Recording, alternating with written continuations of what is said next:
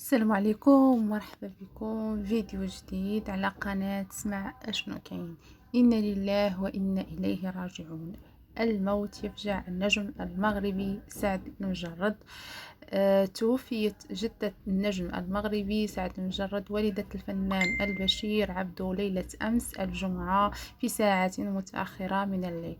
وقال سعد المجرد في تدوينه على حسابه الرسمي على الانستغرام: جدتي في ذمة الله، اللهم اغفر لها وارحمها واعف عنها وأكرم نزلها ووسع مدخلها وأغسلها بالماء والثلج والبرد ونقها من الذنوب والخطايا كما ينقى الثوب الأبيض من الدنس. اللهم اجعل قبرها روضا من رياض الجنة وارحمنا إذا سرنا إلى ما سارت إليه يا رب آمين. ارحمها وارحم جميع أموات المسلمين يا رب العالمين.